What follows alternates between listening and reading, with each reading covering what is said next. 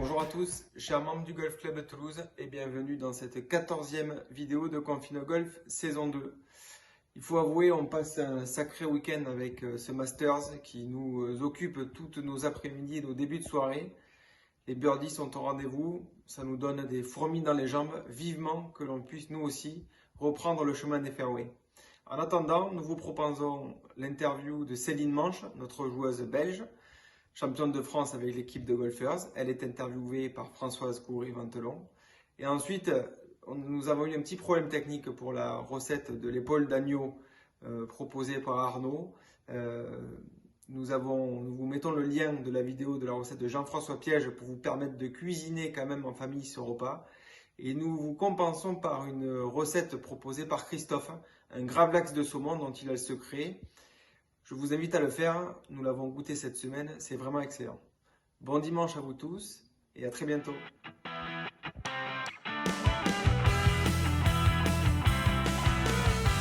Bonjour Céline.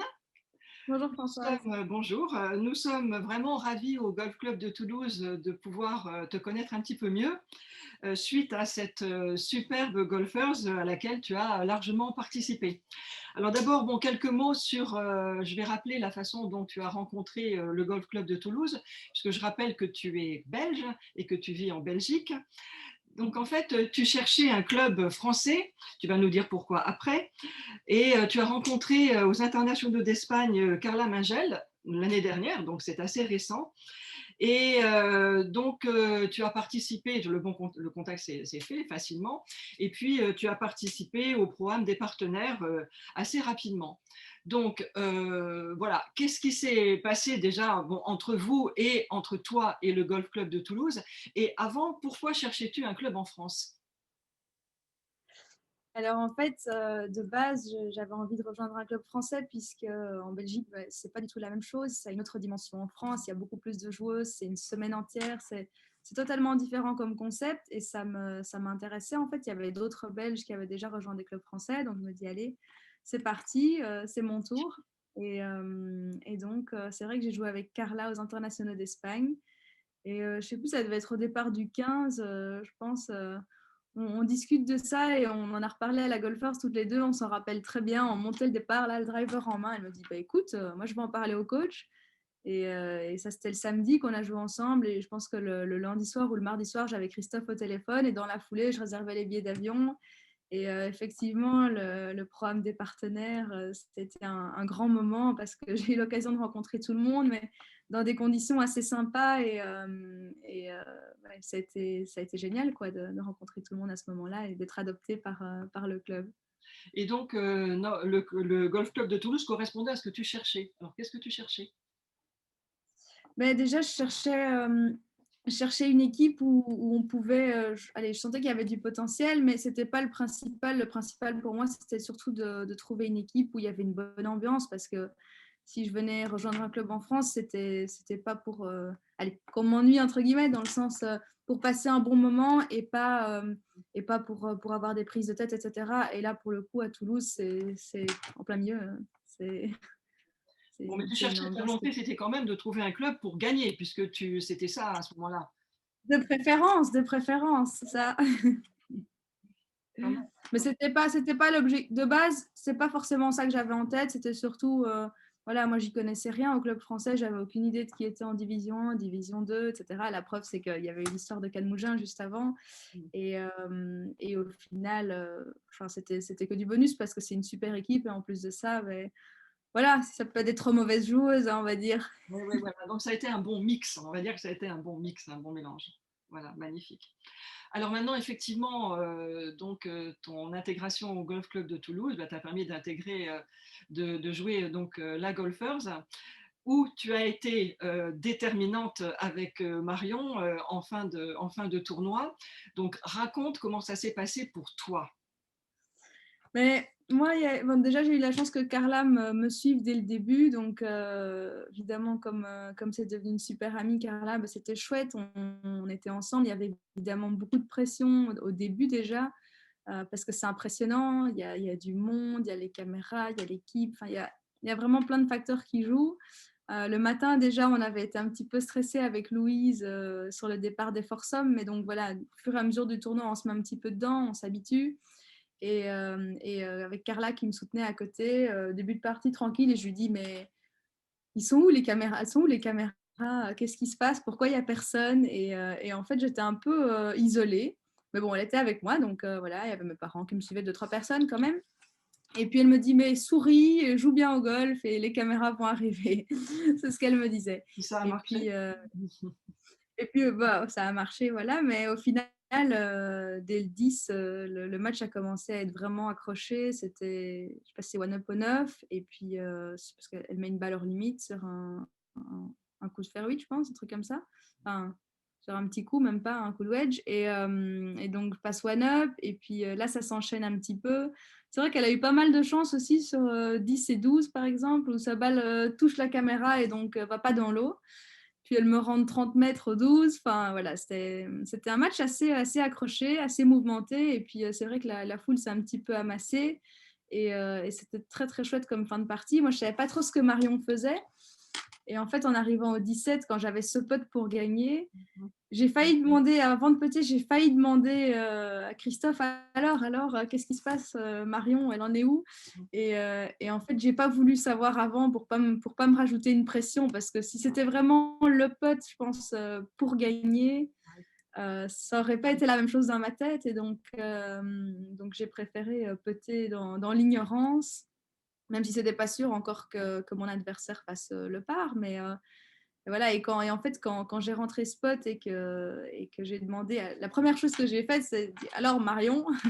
Et en fait, il y avait des messages sur le groupe comme quoi elle avait gagné, mais en fait, j'y croyais pas parce que je me dis, oui, oui, c'est beau, c'est écrit sur le groupe, mais est-ce que c'est vrai? Est-ce que, enfin, on réalise pas vraiment en fait. Donc, c'était assez magique ce moment-là.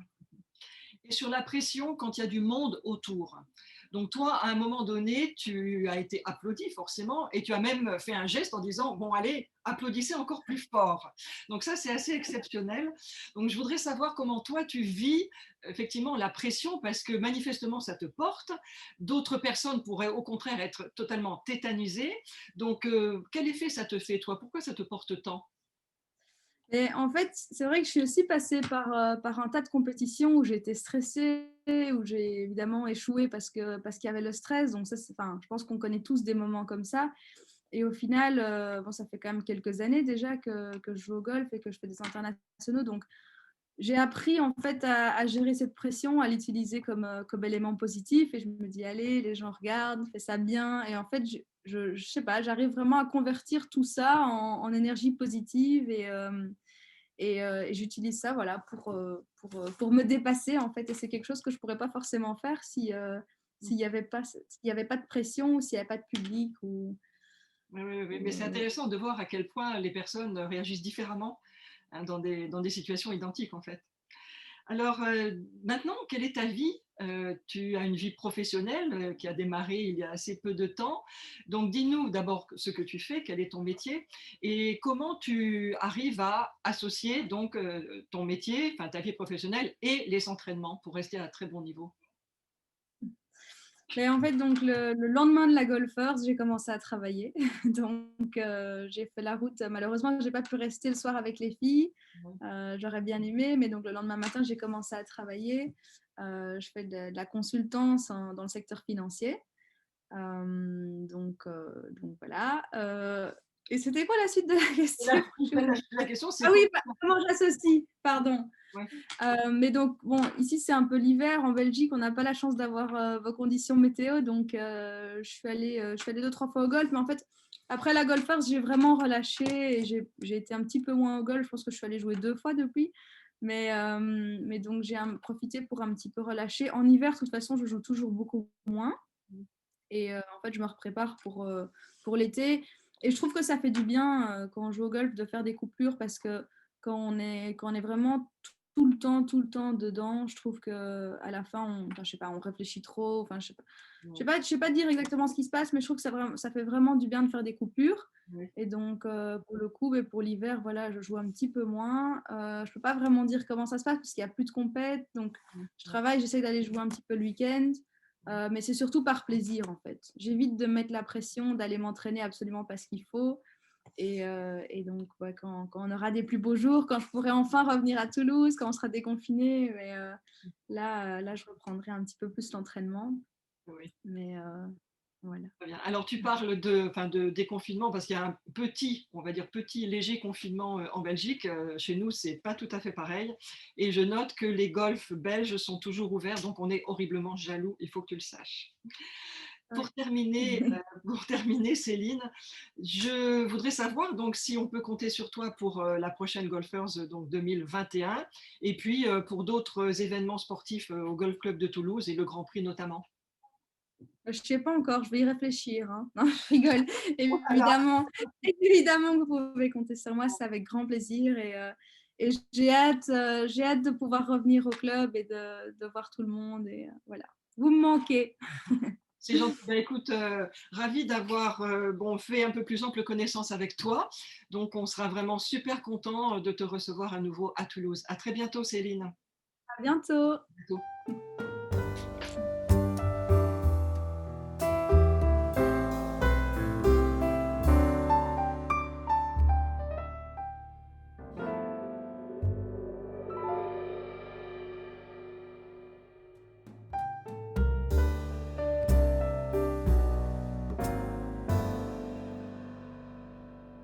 Bonjour à tous, je relève le gant de nos amis Bear Brothers, un accord mets et gin. J'aime bien le faire, c'est un gravlax de saumon au gin, donc c'est pas compliqué. Donc je prends du gros sel et je mets 1/5 de sucre roux. Je mélange le tout, voilà, bien comme il faut.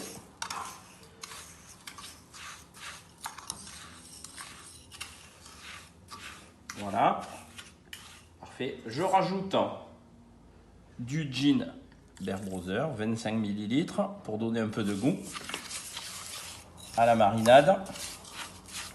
Voilà, bien comme il faut. Et là, sans plus attendre, on sent de suite les arômes du gin qui envahissent la marinade. Et je rajoute mes beaux pavés de saumon, plutôt label rouge. Faut pas lésiner sur la qualité. Il faut faire honneur au produit. Voilà. Bien comme il faut. Côté pot. Voilà. Et là, je vais mettre avec une cuillère, bien recouvrir le saumon. Voilà, comme il faut. Voilà. Bien comme il faut. Hop. Une fois que tout cela est fait, je mets ça tout simplement 12 heures au frigo et on se retrouve dans 12 heures pour voir ce qui s'est passé sur le saumon. Allez, à tout à l'heure. Bonsoir, nous y sommes. Notre saumon a passé 12 heures entre le sel, le sucre roux et bien évidemment le gin Bear Brothers. Donc nous allons le sortir. On y va sans plus attendre. On le gratte un peu. Hop, on le sort. Voilà, il a bien séché là. Voilà, il est bien dur. Voilà, et donc là l'idée, de suite on enlève le gros et on le passe à l'eau douce. Il ne faut pas avoir peur de bien le rincer pour enlever tout le sel. On frotte bien là pour enlever hop, tout le sel. Voilà, bien comme il faut, à l'eau claire. Ça sent bien le gin là, c'est super agréable. Voilà. Et là, une fois qu'on a fait ça, hop, on le met dans un essuie-tout, bien comme il faut pour qu'il soit bien sec. Très important d'avoir bien sec. Et là, après, hop, on prend un bon couteau, hop, tout doucement, voilà, hop, voilà, belle tranche, voilà, ça c'est le top, voilà, et là, voilà, regardez ça, comme c'est beau, voilà, bien lucide là, voilà, bien, c'est super bon. Alors, je vais vous poser une petite question. Quand vous allez regarder le film, vous allez m'envoyer le nom d'un monsieur qui fait ça. Je l'ai appris il n'y a pas longtemps et ça me fera plaisir de partager cette info avec vous. Donc, une fois que vous avez regardé le saumon au Bear Brothers, mariné au Bear Brothers, ben vous m'envoyez le nom de ce métier. Allez, bonne soirée et puis bonne dégustation parce que là, on va se le manger. Allez, bonne soirée, à bientôt.